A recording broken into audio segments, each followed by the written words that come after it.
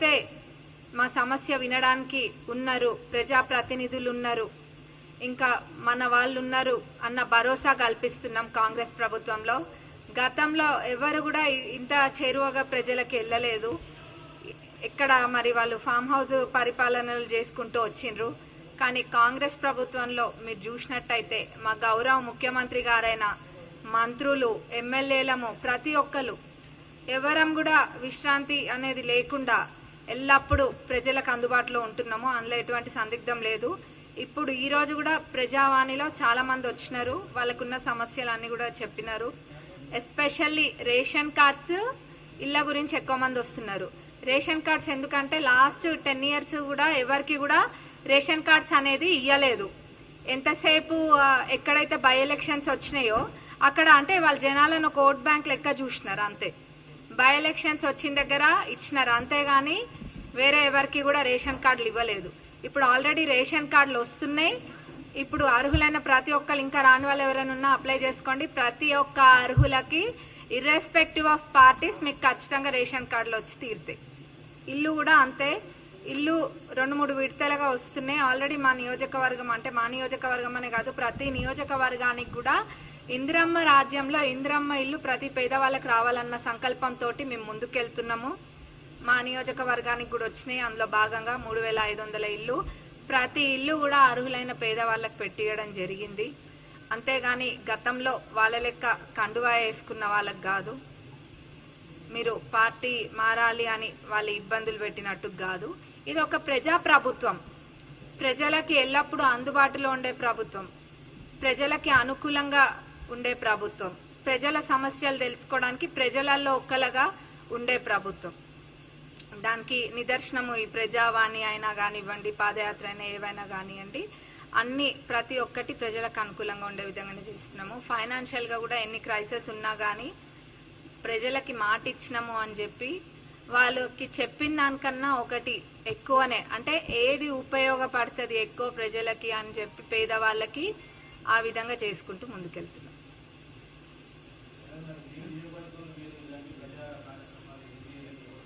మా నియోజకవర్గంలో నేను ఎమ్మెల్యే పల్లబాట అని చెప్పి ప్రతి ఊరికి అధికారులందరినీ తీసుకొని గల్లీ గల్లీ వాడా వాడా ప్రతి మురికి కాల్వ కుంట అన్ని కూడా తిరుగుతా. నేను అక్కడ ఇక్కడ అని కాదు, ఎవరో చూడాలనో షోప్ టప్కో తిరిగేదాన్ని కాదు. నేను ప్రజల సమస్య తీరే విధంగా నేను తిరుగుతా. నేను ఆల్రెడీ ఆ కార్యక్రమం మా నియోజకవర్గంలో మొదలు పెట్టిన 13 ఊర్లు అట్లా కూడా తిరగడం జరిగింది. ఏంటంటే ఏదో షోప్ టప్ కాదు, వెళ్తే అక్కడ ప్రతి చిన్న మురికి కాల్వ నుంచి మొదలు పెడితే ఇంటి సమస్య దాకా అన్ని తెలుసుకొని వస్తా. ఊరికి పోతే అట్లా పోతా.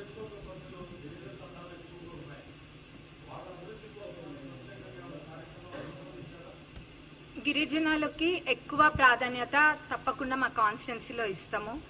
ఏది ఇదనే కాదు, ఏదైనా సిఆర్ఆర్ లో అయినా ఎంఆర్ఆర్ లో అయినా లేకపోతే గిరిజనులకి సపరేట్ కూడా ఫండ్ వస్తుంది.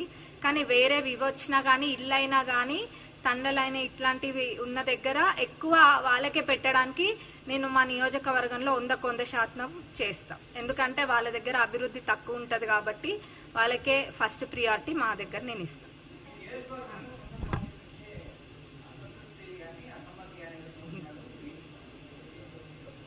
అసంతృప్తి లేదు, ఇంకేదో తృప్తి లేదు. అందరి తృప్తి కోసం వాళ్ళు అట్లా మాట్లాడుకుంటారు అంతే. దాని గురించి ఏముంటదండి. ఇప్పుడు ఏదో రాజకీయంగా ఎత్తులు జిత్తులు అట్లాంటివి చేసేనికి కూడా నాకు రాదు.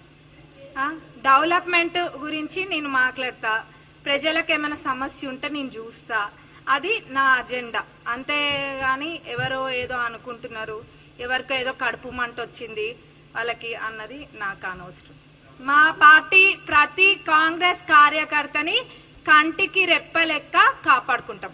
వాళ్ళ మనసులో ఎవరికైనా చెడు ఉద్దేశం ఉన్నా గానీ నన్ను ఎవరైనా తిట్టినా గానీ నా ఎదురుగాకి వస్తే అన్న బాగున్నారా అని అడుగుతా.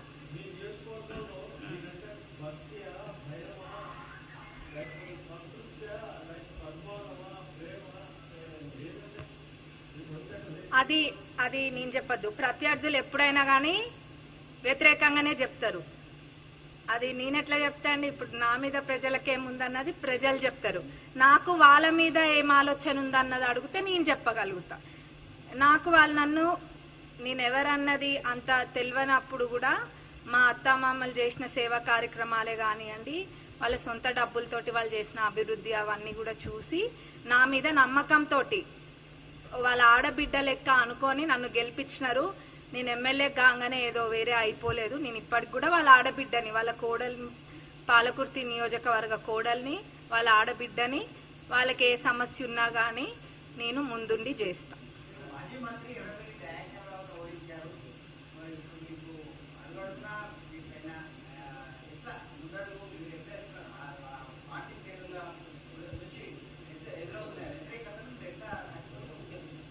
అది వ్యతిరేకత అని నేను అనుకోను.